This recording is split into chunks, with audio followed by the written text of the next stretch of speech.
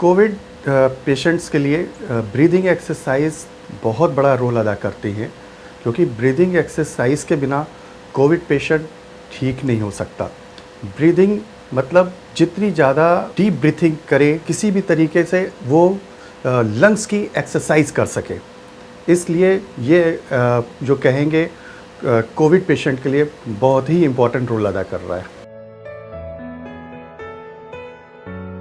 Breathing exercise जो है वो 7 से 8 प्रकार की होती हैं, जो इसमें अलग अलग टाइप के होती हैं। पेशेंट किस कैटेगरी का है, किस लेवल का है, उसको उस तरीके से एक्सरसाइज दी जाती है। अब जैसे पता चला कि किसी को लंग्स में उतनी ज़्यादा प्रॉब्लम नहीं है, तो हम उसको बहुत हार्ड एक्सरसाइज नहीं दे सकते। हाँ, लाइट एक्सरसाइज कराएंगे। फिर अगर किसी को कहेंगे कि लंग्स में प्रॉब्लम तक आ चुकी है अगर कोविड के पेशेंट को, तो उसमें लंग्स की एक्सरसाइज हम ज़्यादा कराएंगे। ज़्यादातर तो ये कहेंगे कि हर एक्सरसाइज जो ब्रीदिंग एक्सरसाइज है वो लंग्स के लिए आएगी, होगी ही होगी। लेकिन जो ये है, हम लोग जो कैटेगरी देखते हैं, डिवाइड करते हैं, वो बहुत ज़रूरी होता है कि किस पेशेंट को हम किस तरीके की एक्सरसाइज दे रहे हैं। अब जैसे पेशेंट है, उनको किस तरीके से हम कौन सी एक्सरसाइज दे रहे हैं। हाँ, अब है deep breathing exercise. Deep breathing exercise, आप लंबी सांस अंदर खींचिए और खींचने के बाद टमी को भी आप फुलाते हैं। जैसे ही पेट फूलता है, आप अंदर तक सांस रोकते हैं और रोकने के बाद फिर धीरे धीरे धीरे धीरे आप उसको छोड़ते हैं, बाहर निकालते हैं। ये बहुत अच्छी एक्सरसाइज है। दूसरी एक्सरसाइज आपकी आती है नॉस्ट्रिल के थ्रू। आप आराम से लंबी सांस लेंगे, एक तरफ से लंबी सांस खींचेंगे पूरी, और खींचते रहेंगे और फिर एक टाइम ऐसा आएगा उससे ज़्यादा आप सांस नहीं ले पाएंगे, तो वहीं पे वो स्टेबल करिए, रोकिए, 10 तक काउंट करिए, और काउंट करने के बाद इसी साइड से आप फिर बाहर भी निकालिए सांस को। धीरे धीरे आपने निकाला, ये आपकी सेकेंड एक्सरसाइज हो गई।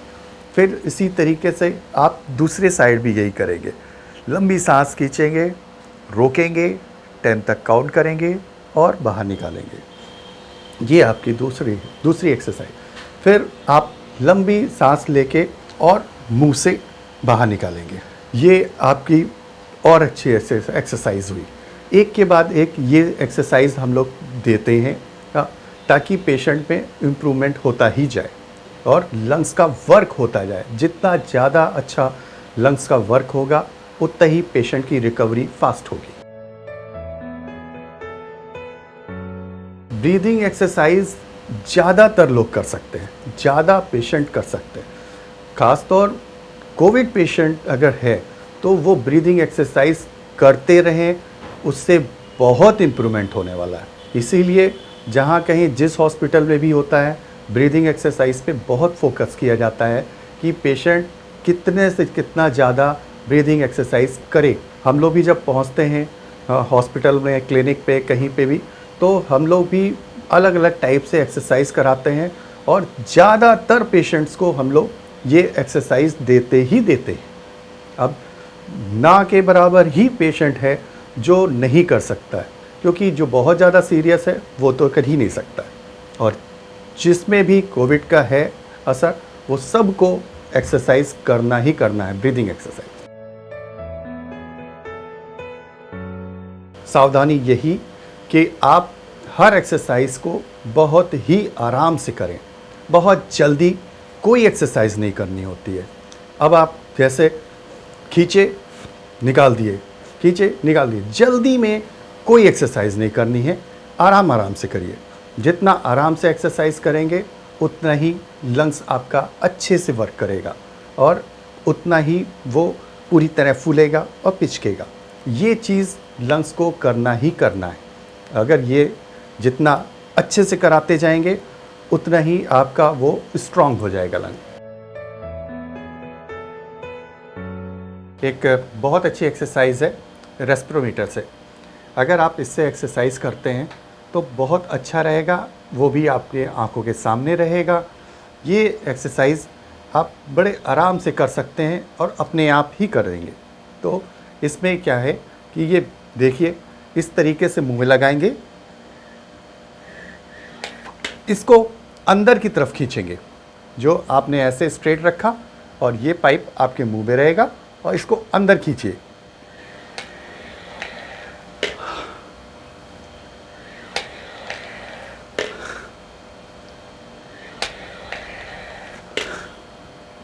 इसमें बैलून ऊपर उठना चाहिए। हाँ, आप अंदर की तरफ सांस खींच के बैलून को, ये सोचेंगे बॉल को ऊपर की तरफ खींचे उठेगी, और ये देखेंगे 2 बॉल अगर उठ रही हैं तो आप ठीक हैं, अगर नहीं उठ रही है तो परेशानी की बात है, उसमें और आपको फोकस करना पड़ेगा, ध्यान देना पड़ेगा। इसी को आप उल्टा करेंगे और फिर इसके बाद फूकेंगे, कस के इसी में आप फूकेंगे।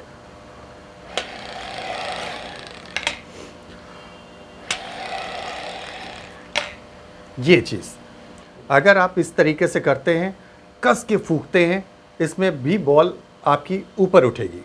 ऊपर उठ रही है तो, और 1 बॉल उठ रही है, 2 बॉल उठ रही है, आप ठीक है। अगर नहीं उठ रही है तो इस पर और फोकस करिए और भी ताकत से हवा इसमें ब्लो करिए, जिसके कारण बॉल ऊपर उठे। ये बहुत अच्छी एक्सरसाइज है, लंग्स में बहुत फ़ायदा करती है, इस पर फोकस करिए। एक और है, आपका बैलून के थ्रू होता है, वो बैलून लेके उसको आप फुलाइए। फुलाने से भी आपकी लंग्स की एक्सरसाइज बहुत अच्छी होती है। एक और एक्सरसाइज आपकी आती है जिसमें होता है, आप कैंडल रखिए अपने सामने और उसको जलाइए। जलाने के बाद थोड़ी दूरी पे रखिए और पूरी ताकत से उसको फूंक मारिए।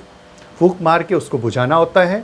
एक एक करके 3 से 4 कैंडल आप इसी तरीके से फूंक मार के बुझाएंगे, तो उससे भी आपकी लंग्स की बहुत अच्छी एक्सरसाइज हो जाएगी। जैसे एक ये सारी एक्सरसाइज बहुत इम्पॉर्टेंट और अच्छी एक्सरसाइज है।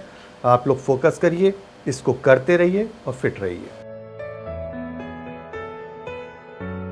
कोविड पेशेंट में एक और हम लोग का बहुत इम्पोर्टेंट रोल होता है, वो ये कि चेस्ट फिजियोथेरेपी। चेस्ट फिजियोथेरेपी बहुत फ़ायदेमंद फिजियोथेरेपी है। हर आईसीयू में हर पेशेंट को ये चेस्ट फिजियोथेरेपी इसलिए दी जाती है क्योंकि जहाँ कहीं स्पूटम बलगम, जो बलगम होता है वो जम जाता है, उसको लूज़ करने के लिए चेस्ट फिजियोथेरेपी दी जाती है। जैसे कि हल्का सा हाथ को ऐसे रोल किया जाता है और चेस्ट पे हल्के हल्के इसको दिया जाता है। जैसे जैसे दिया जा रहा है, पूरे में दिया जाता है, आगे भी दिया जाता है, बैक साइड में भी पूरा किया जाता है। ये धीरे धीरे करके बलगम को ढीला करता है। ढीला के होने के बाद वो अपने पेशेंट को खांसी भी बहुत बार आ जाती है फिर चेस्ट फिजियोथेरेपी करने में, और उसी टाइम निकल जाता है। बलगम निकलने से काफ़ी आराम फिर पेशेंट को मिलता है। इसलिए चेस्ट फिजियोथेरेपी भी बहुत फ़ायदेमंद है, बहुत लाभकारी है।